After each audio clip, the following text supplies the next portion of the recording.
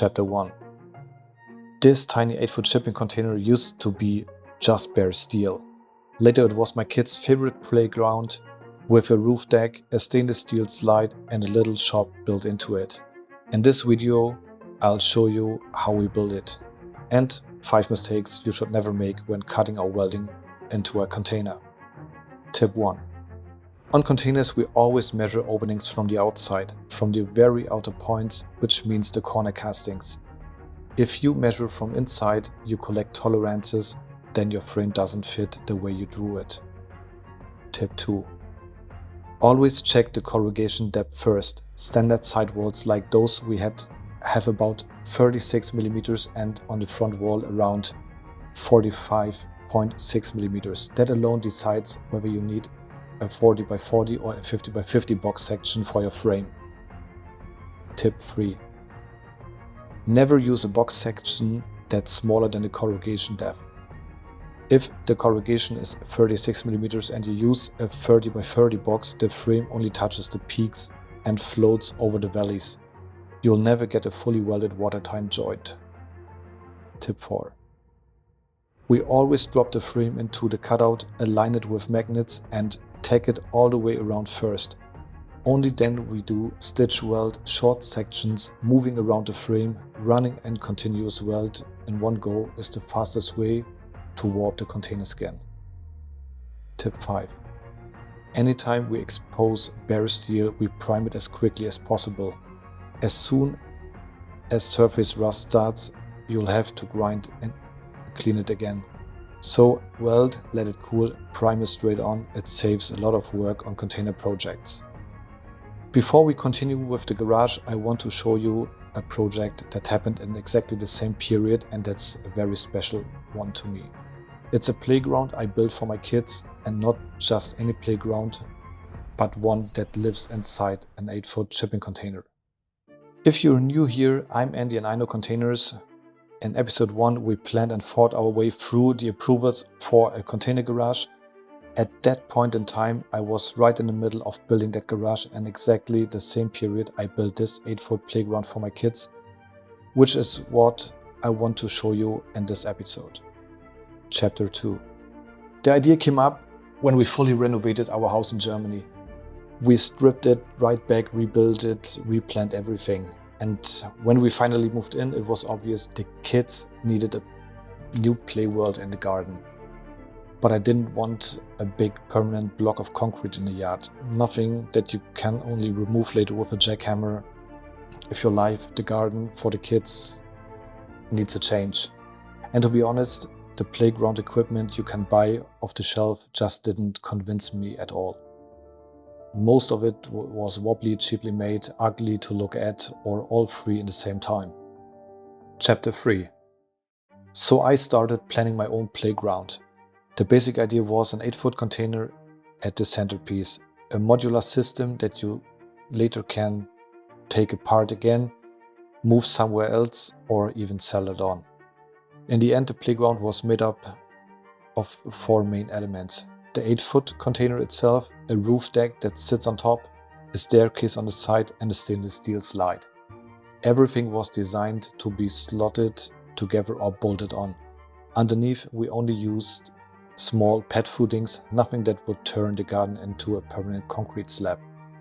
If you don't need it anymore one day, you can take the playground down and remove the footings again without destroying the garden.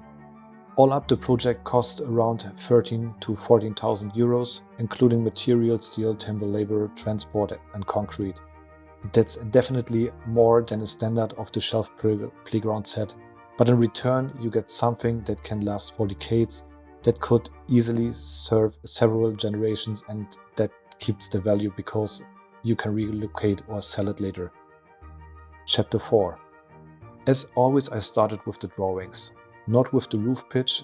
With a container you don't really need to be worried about roof pitch because the roof is already slightly crowned from the factory, so water runs off to the sides. Instead I focused on proportions, safety and function. How high should the roof deck be? How steep can the stairs be so the kids can climb them safely? Where does the serving hatch go? Where does the slide come out? Where do we separate storage from the actual play area? Chapter 5. On container conversions, things get really interesting once you start tying frames into outer skin for doors, windows, for example. The container walls aren't flat, they're trapezoid corrugated. On the side walls, we have a valley peak or corrugation depth of roughly 36 millimeters. On the front wall, that's the closest end on the opposite of the door, and the corrugation are even deeper. On this container, we measured around 45.6 millimeters. And this is where a lot of people go wrong.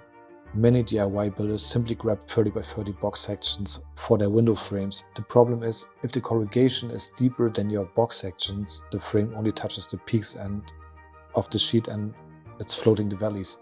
You can't get a continuous weld around the frame. You always have gaps and air pockets. That doesn't just look bad, it's structurally poor, and long term it's an invitation for rot and rust. That's why on the side walls we have to use a 40 by 40 millimeter box section, and on the front wall, the solid standing wall with no doors, we use a 50 by 50 millimeter box. The inside walls have about 36 millimeters of corrugation depth, so the side walls have about 36 millimeters of corrugation depth, so a 40 by 40 profile is perfect. The front wall has around 45.6 millimeters, so we need a 50 by 50 profile to make sure that the frame sits tight against the steel everywhere. Chapter 6. Another really common mistake is how people measure their openings. A lot of people measure from the inside. We always measure from the outside. And we always measure from the very outer points of the containers, from the outer edges and from the corner castings. Why is that? Because first, you have the material thickness of the outer skin, which you don't see clearly if you're measuring from inside. Second, the corner castings often sit a few millimeters proud of the corner post. If you measure from inside, you collect small tolerances to add up, and in the end, your frame doesn't fit properly into the opening. So we mark the opening on the outside, deliberately leave a few millimeters of clearance so the frame can later drop into the cutout like an insert. Then we hang the frame in, use magnets to align it and get it perfectly in line, and only then we start welding. Chapter 7. We welded everything with a gas-shielded MIG setup using copper-coated 1mm wire. And there's one thing that's absolutely crucial with container sheet metal. You must never blast a continuous weld all the way around in one go, or the skin will distort instantly. The outer skin on the container is relatively thin. If you dump too much heat into it, the steel pulls together and you end up with waves or dents. Then your frame sits in a warped surface, bulged in or bulged out, and visually you'll never get it really clean again. The correct way is to do it like this. Drop the frame into the opening, align it, and then put small tack welds all the way around, every few centimeters. After that, you stitch weld short sections, jumping around the frame so the heat is spread out and no big stress build up in one spot. It's slower, but the end result is much better. And there's one rule we always stick to. As soon as we have bare steel showing, we prime it as quickly as possible. Not tomorrow, not when we get around to it, but ideally right after it has cooled down. As soon as surface rust starts, you have to grind it and clean it again, and you've just created extra work for yourself. So weld, let it cool, prime it straight on. Chapter 8. Above the cutouts, above the door and door, above the serving hatch and above the extra door and the storage area, we welded a drip, edges made from flat bar and nicely deburred. The idea is very simple. You don't want water running directly over your cut edge. You want it to drip off before it gets there. Especially on a playground that's going to sit outside for years and decades, this small detail has a big impact. Chapter 9. At the same time as the frames, we planned the roof deck structure. For that we built a frame from 40 by 40 millimeter box section as 235 steel, fully welded, sized so it sits directly onto the corner castings of the 8-foot container. Basically, this frame sits on top like an oversized twist lock. It's extremely stable, but you can also lift it off again fairly easily if you ever want to move or modify the playground. Chapter 10. We built a staircase as its own steel module from C-profiles. The step brackets made from angle were laid out to match the exact rise and run we wanted. Later we clad the stairs with thermally treated hardwood, a timber that's water resistant, dimensionally stable and visually a perfect match to the reed green container. Of course with a proper handrail and fall protection, the kind of thing you absolutely want when kids are climbing up and down all day. Chapter 11. For the slide I wanted stainless steel. I didn't want plastic that gets brittle after a few summers and fall apart under UV. We sourced an old stainless steel slide from an indoor swimming pool, cut it into the right length, and then adapted it so it lined up perfectly with the roof deck. That made the slide practically indestructible and ideal for a permanent outdoor use. Chapter 12. Once all the steelwork was done, we painted the container in reed green. The color wasn't random. Our garage and later our storage unit were planned in the same shade. Reed green is very calm, neutral tone that blends beautiful into the surroundings. We had a kind of meadow landscape there, lots of green grass, trees, and the combination of reed green steel with warm timber on the roof deck, the stairs and the doors just looked incredible. Chapter 13. Inside, we installed a light steel stud frame to separate storage area from the play area to tidy up the ceiling. Here we followed the principle that we always stick to on container conversions. The outer skin of container is not penetrated apart from the plant openings for doors and windows. No screws from the inside to the outside, no random rivets, no quick fixes drilled through the sheet. We screwed and clamped the stud frame to inner structural points and to floor cross members, but always in a way that leaves the outer skin untouched. Because every hole in the outer skin is a potential water entry point for the future. Water and steel don't go well together, so we avoid those points completely. Chapter 14. To make sure the kids could walk without tripping, we prepared the site so the container sits about 16 centimeters down into the ground. For that, we poured a small pad footings for the container itself and for the staircase. So the container stands solid, the access is level with the surrounding ground, and we still don't have huge permanent block of concrete in the garden. Chapter 15. Getting the playground container and all the modules into the property was an own little adventure. We only had a forklift from our workshop, which really wasn't ideal for the soft ground.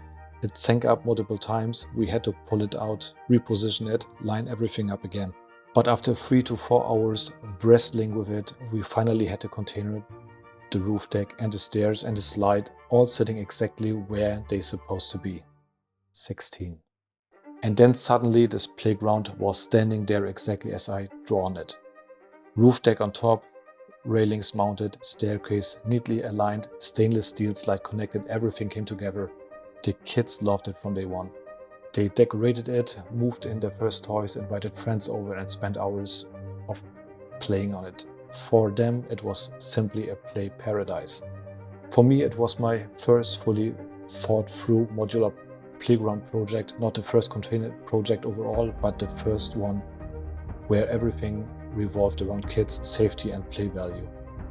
And a lot of what I've learned on this 8-foot playground container and how to set frames cleanly into corrugations, why you always measure from the outside and why you never just perforate the outer skin, and how important proper rust protection is, I later reused in bigger builds. The tiny house, the tiny office, and of course the container garage. In the next episode, we go back to the garage project and start working on the groundworks and foundations.